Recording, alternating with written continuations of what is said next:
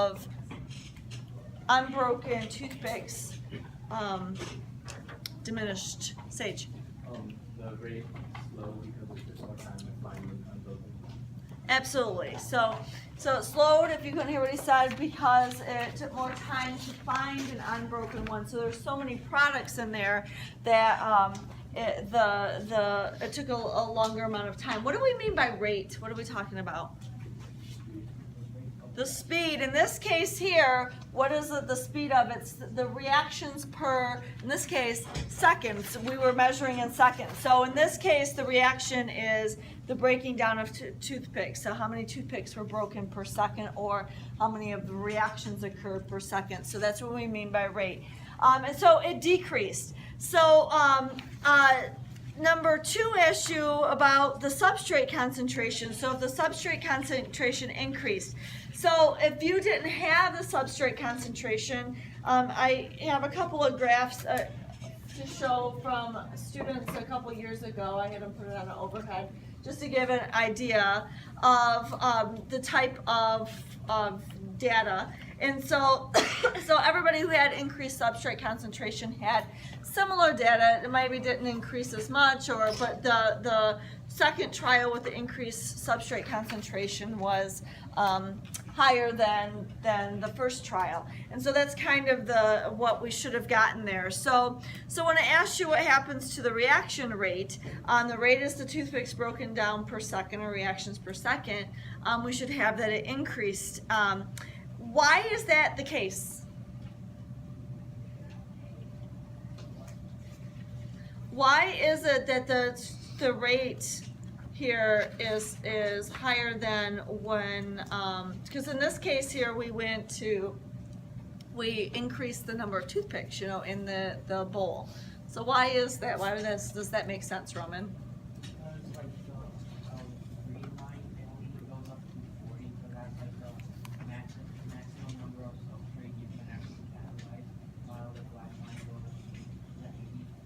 Yeah, and this particular year I did it to 60, but this year I did it to 80. So that would be to 80 for us this year. That's right. All right.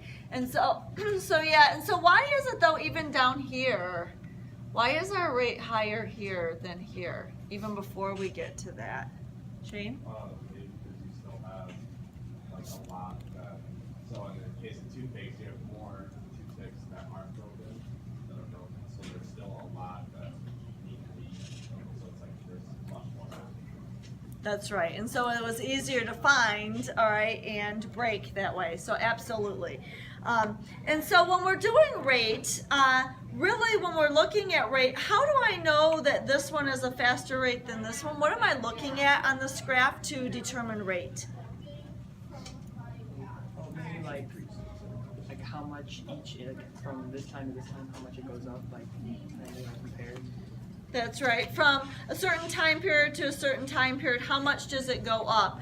And so during that time period, how much it goes up, really that's the calculation of the line's slope, which is what you did on the charts with the different time periods. So I just wanted to make sure and go over that real quick with you because I didn't do that yesterday. And so when you're doing the slope, let's say this is your time and this is the number broken, and so this is your data table. So at 0 seconds there were 0, at 10 seconds let's say you had 4, at 30 seconds let's say you got better and went up to 10, and so on. So when you figure out what is the rate between 0 and 10 seconds, you take the change in y over the change in x, which is what was in your lab. So we would take 4 minus 0, all right, at the final minus initial, over the change in x, which is the time, 10 seconds minus 0 seconds.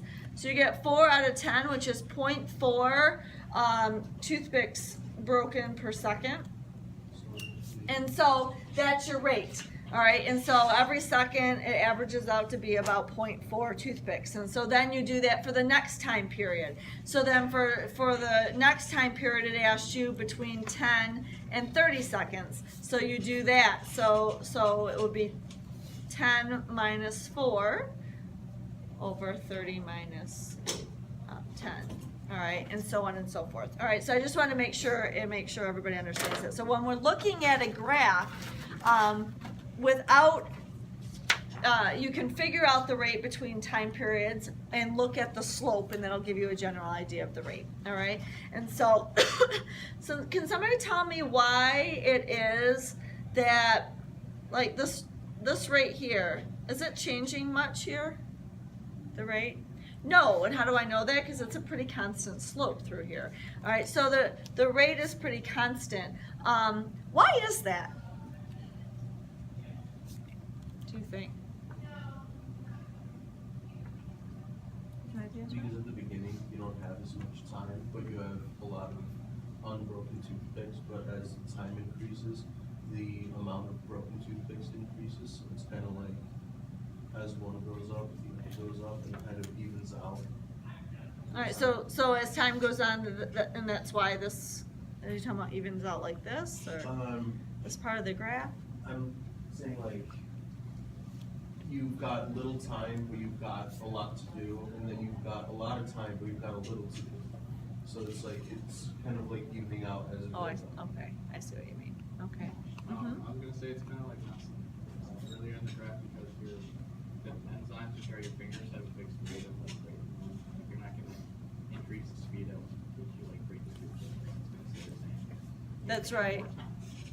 Yeah, you can only break so fast, right? I mean, even if I went around and randomly come around and kept on giving you handfuls of toothpicks and putting them in your bowl, your maximum rate wouldn't get any faster. Like, you can only break it down so much, and so therefore that's often we get to a maximum rate and you're not going to see that slope go anymore up, and so or get steeper. All right, and then eventually, as Joe was saying, that the substrates get broken down to product, and then we get this leveling out. This leveling out right here, what is the rate here? 0, right? And so no matter what, you always have the same amount. That's the total broken down, or the number of reactions going down, and you're not getting. So when you take the change in that, you get the slope or the rate of 0. All right, good. Number 3, what do you think would happen to the reaction rate if the enzyme concentration was increased? So let me give you, the example graph of increased enzyme concentration is similar here. All right, so the enzyme concentration, in this case, we doubled. And so, how many people did, like 2 people, the doubling? All right, how many people did 2 hands? All right. How did that work with the 2 hands? Was it okay? Mm-hmm. All right. Yeah. All right. I was just curious. All right. How did it work with the 2 people? Was it easy? Was it hard? Just for future reference, was it hard to watch the time and stuff when you're both? No. No. Okay. Good. Okay. So your enzyme concentration increases and the rate increases. So can somebody explain to me why that makes sense? Roman? Why does it make sense that as the enzyme concentration increases, the rate of reaction increases? Because you got more enzymes, you can catalyze substrate at a faster rate than one enzyme. Just decrease the efficiency. Right. All right. So like in the first 10 seconds, if you had 1 enzyme and you broke down 2 substrates, then if you have 2 enzymes, theoretically you could break down 4 substrates there, and so you have a higher reaction rate because you have more enzymes to help with that. But again, so we see the steeper slope here, so that's what that's the reason why. But just like with the other one, we get a leveling out though, because eventually you're going to have all of those turn into product and therefore level out. And so if you notice here in this graph, notice the leveling out with the increased enzyme concentration. The rate of reaction at 0 happens a lot quicker than with just 1 enzyme. All right, and that's because the products, you have both of them working, or in this case, both people working at the same time, or both hands working at the same time, and so you get the conversion to all products quicker. All right, so then which one are we on? Oh, then it asked you if you decreased. So if you decrease the enzyme concentration, I couldn't really simulate that in the lab because we can't have like a half of a person. All right, so let's say that this was 100 enzymes and this was 50 enzymes. What would a graph, if I were to draw a third line on here that would illustrate 25 enzymes, what would that look like? Maybe half as steep because there's only half the amount of enzymes that can do the same work. That's right. It would be half as steep here. Would the trend be the same? Yeah. Yes, the trend would be the same, but it would take a lot longer also to reach that leveling out too, okay, as well. Okay, very good. Number 4, what do you think would happen to the reaction rate if the enzyme could separate the products in the reaction? So this would be like if in our lab I had you put, when you broke the toothpicks up, had you put them on the desk and didn't put them back in the bowl. How would it have changed your results, Katie? You would have reached the maximum a lot quicker because you wouldn't have to spend all your time looking for the toothpicks that were broken. They'd just all be in front of you, so your rate of reaction would be a lot higher and you would reach that maximum a lot faster. Okay, yeah,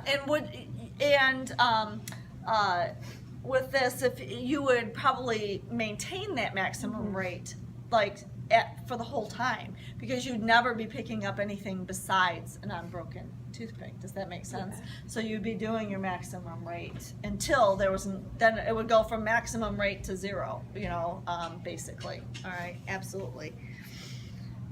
Number 5, what would happen to the rate if a competitive inhibitor was present? So this is an example graph for a competitive inhibitor. And so in this case here, the competitive inhibitor is the bottom line. So it still follows the same trend, but you can see the slope is not as steep as without the competitive inhibitor.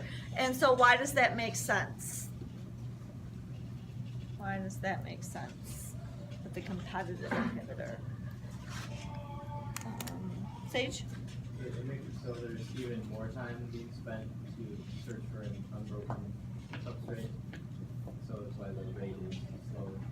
Yeah, absolutely, because some of that time, you know, they're not looking, and you pick up a competitive inhibitor, a black toothpick, and so then they had to put, their partner had to say, nope, you have to put it back, and you put it back, and then they had to search some more. So that momentarily, you know, it's that competitive inhibitor is binding that in preventing that enzyme from working, I guess, for a brief period of time, and so therefore taking up time and making it a slower reaction rate. And notice here it has the same trend, but it takes longer to reach that leveling off where the reaction rate is 0. And then number 6, what do you think would happen to the reaction rate if the enzyme's active site was changed or the enzyme changed shape, and why? So what would happen to the reaction rate here? What do you think, Josh?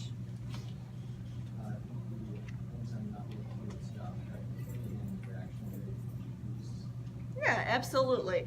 And if it's totally just denatured or totally changed shape, if the active site was couldn't bond with the substrate at all, it could eventually be a 0 reaction rate. So that's possible as well. All right. And so that would be like in our lab, if I would have had you guys, some of you guys, like maybe cross your fingers or something like that and try and you know, break the toothpicks. I thought about it, but I didn't want to like do that to anybody or frustrate you. All right, and so that would be an example of that. All right. Anybody else have any questions?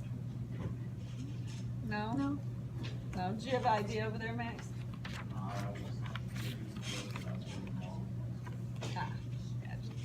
I think I accidentally did it once or twice. You cheated once or twice? It was an accident though, I couldn't see you. Oh, gotcha. You could feel though, right? Well, I was trying to go as fast as I could, so. Gotcha. Gotcha. All right, so we're gonna turn this in. So make sure your name is on it. Make a pile on your table. Almost turned into something.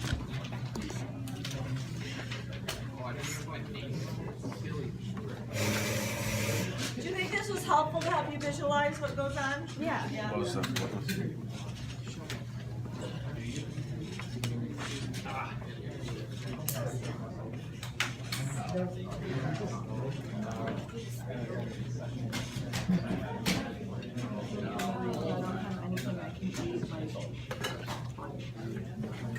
Just do it anyways.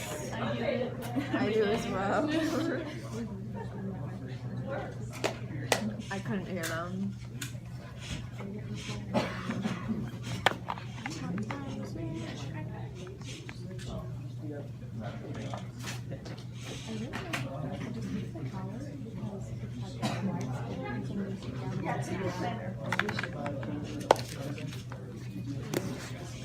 Alright, you guys, next we're gonna go over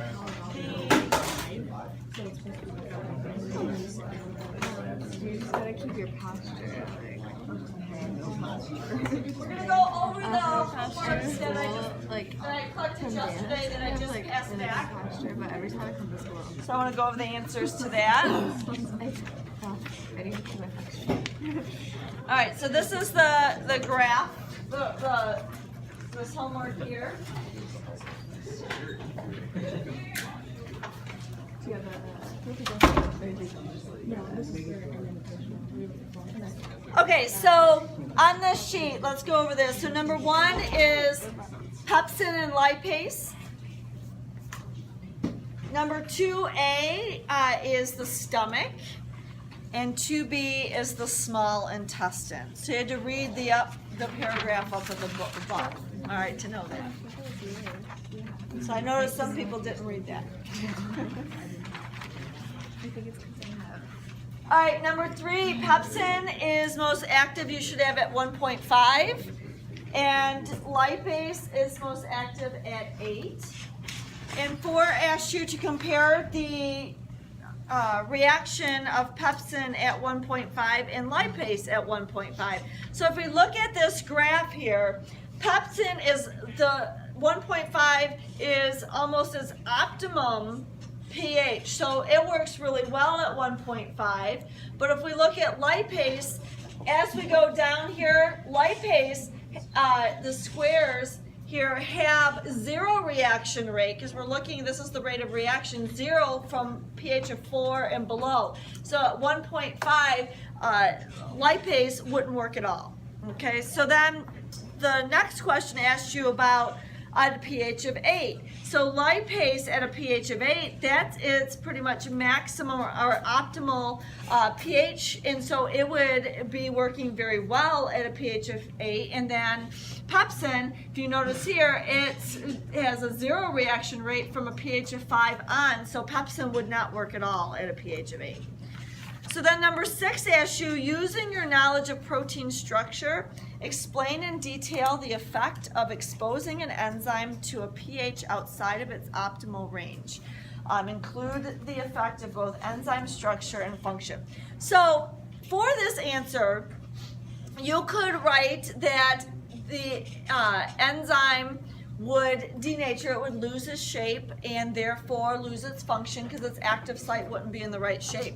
But if this was, Roman, if this was something I asked on a test, you would not get full credit for that answer, because this is asking you about your knowledge of protein structure and what is it about the protein structure that is going to then be disrupted. And so a more complete answer would be explaining why is it when we get outside of our pH range the protein structure becomes denatured. So why is that? So remember, with protein structure, it has the alpha helix and the beta pleated sheets, and then remember they fold on each other and the R groups interact with one another, and that's what gives it its three-dimensional shape.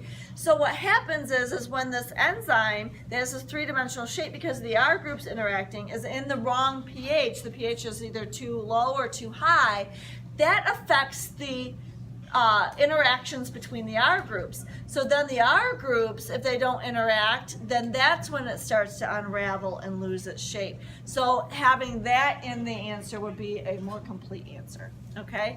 And so that's what you want to have in there. So then number 7, at what pH values is lipase? You can just, don't forget your phone. what pH values is lipase likely to be denatured at? So here's lipase. Lipase works a little bit from pH 4 to 12. So therefore, denatured, totally denatured means that there would be 0 reaction rate. So that would be at a pH below 4 and a pH above 12. Question? I thought you said that when it got colder, it didn't change. It didn't get denatured. It just stopped. It doesn't get denatured. Oh, wait. What is? Because it asks you if it's a likely to be denatured. That's right. So I was thinking stop working. So you're right. It doesn't actually lose its shape in this thing. It just stops working at it. All right. That's right. But this is pH. This is. Get me all confused. This is pH, not temperature. I said with temperature when it gets cold. This one's asking about pH. With pH, that's a whole different ballgame. So does that make sense? Yeah. So it does denature with pH, not with temperature. All right. Does that make sense? So if we were to change this to temperature here, all right, this would be because they slow down. All right. So the reasoning is different. So then number 8, pepsin is denatured, and so pepsin would be denatured at anywhere above a pH of 5. Okay, so from 5 to 14. Number 9, in addition to being produced in the pancreas, lipase is also produced in the stomach. Is the structure of pancreatic lipase the same as gastric lipase, which is produced in the stomach? So what do we know about the stomach? The stomach is acidic, right? And so if we look at this lipase has a maximum reaction rate at a more basic. So therefore, lipase in the stomach must have a different optimal pH, right? And so therefore, it must have a different structure to give it a different optimal pH. So therefore, lipase in those two different places have a slightly different structure, which then brings us to number 10, which asks you to add a line to this graph. It says that shows a prediction for gastric lipase activity. So you're going to have a similar shape, but instead of the maximum at a pH of 8, we're going to shift it over here to be acidic. All right, so you're lying. All right, so you still have increasing and decreasing, but the maximum is at the pH of the stomach, which is about 1.5. So it's similar then to pepsin. So then number 11 asks you to apply this with antacid. So you take an antacid, it neutralizes the stomach acid, bringing the stomach pH to a 6 or a 7. And so then it asks you what's the effect it's going to have on your digesting proteins. Pepsin, right here, digests proteins. So pepsin has the optimal pH at about 1.5. So if you take an antacid and make your stomach between a 6 or a 7, is pepsin going to even work at all? No. And so therefore, at first it'll slow the digestion down and it could completely stop it. Would you say that the antacid is a type of inhibitor? No, because it's not doing anything to the, it's not a molecule that's doing anything actually to the enzyme, but it's a change in the environment that affects the activity of the enzyme, okay? So then, next one looks at these graphs here. So this is all about the same enzyme, amylase, and we're looking at temperature, enzyme concentration, and substrate concentration. So that's what 12 says. So 12A is we're looking at temperature and rate of reaction. B, enzyme concentration and rate of reaction, and substrate concentration and rate of reaction. So then 13A, the optimal temperature for amylase, we go up here to this graph, graph A.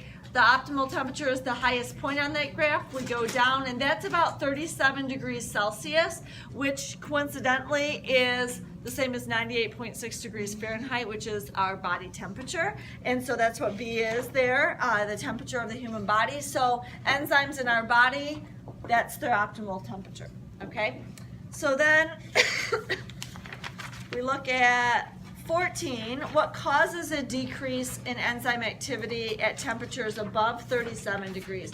So above 37 degrees, remember that three-dimensional shape for the enzyme is held together by the R groups. As the temperature increases, the kinetic energy of the atoms that the protein is made up increases as well, and that what that's going to do is disrupt those bonds, cause them to break, and the protein will be unraveled or denatured. So then 15, that's the problem of having a fever. So you have a child that has a high temperature. What effect might this have on his digestion? Well, digestion is catalyzed by enzymes. So as the body temperature goes up above that 37 degrees, it's going to slow. So you can see here on this right here, so 40 degrees, all right? So it's slowing down the rate of reaction. And so, and therefore his digestion it would slow down or eventually cease to happen, okay? 16A, describe the relationship between enzyme concentration and reaction rate. So as the enzyme concentration increases, so does the reaction rate, or vice versa. And so the reasoning for that is because you have more enzymes to actually catalyze the substrate, so therefore the reaction rate goes up. 17, what's the relationship between substrate concentration and reaction rate? So substrate concentration, as it goes up, the reaction rate goes up, until what happens? Yeah, it reaches the maximum of value or the amount of substrates there, and then it starts to slow down and eventually level off. And so the reason behind that is we get a maximum reaction rate because as the substrate concentration increases, you have the enzymes being able to come into contact with the maximum amount of substrates it can in a time period. It's working as fast as it can, but then as those substrates go down in concentration and are turned into product, it levels off.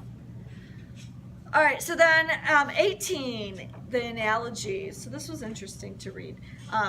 So the analogy about, I asked about graphs B and C here. So anybody want to share an analogy that you came up with? There were some good ones.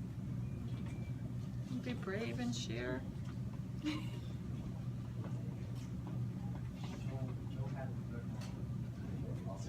Joe has a good, or Shane will share his. Okay, so the more cookies there are, so if you have like cookies and children, so if you have a bunch of children and a bunch of cookies. Okay. then one cookie, buy All right, so you have children and cookies. Yeah. So, all right, relate the children and cookies to this graph here. Yeah, so it's like. Yeah. More children. You can't get full of the time. It's like the enzymes, like the children of the enzymes. The children are the enzymes. Are the substrate. Okay. So it's like, if you have a bunch of children, they're gonna eat all the cookies. Like, Oh. put it down. Okay. All right. So in this one here, so it says the substrate concentration always in excess. And so in this case here, the children are the enzymes, so we're increasing the enzymes, right? So the substrate is the cookies, right? So you have an unlimited supply of cookies. This is what we're... All right, infinite. This is a great thing. So unlimited supply of cookies, and then you have one child eating, and you add more and more children, but that rate is constant because, does that make sense? All right, and so they keep on eating, and this could go on forever, all right? And so because of that, but increasing the substrate concentration, but keeping the enzyme concentration constant. So going with that, with the cookie and children example, all right, so we're increasing the amount of cookies, but you have 5 children always, all right? So then you have a certain amount of enzyme. So those 5 children, even though now you've got piles and piles and more cookies are coming, they're baking them, and these kids are trying to eat as much cookies as they can, right? But they can only eat at a certain rate, all right? And then eventually their rate would level off with the max, all right? And so all right, so anyway. So then number 19, reaction rate on graph B. Graph B was this one. Would it ever reach a maximum level here? In this case here, the key is the substrate concentration is always in excess. So if you always have substrate concentration in excess, as you keep on adding more enzymes, is the rate going to change ever? No. No, it'll keep on doing that maximum rate, and so it'll just keep on going up. If you don't increase and have substrate concentration always in excess, then it would level off. Does this make sense? Yeah. All right. Okay, that's it. All right. So you guys are gonna get a rare opportunity. I'm gonna actually give you a little bit of time to work on your homework today. And for the rest of the hour.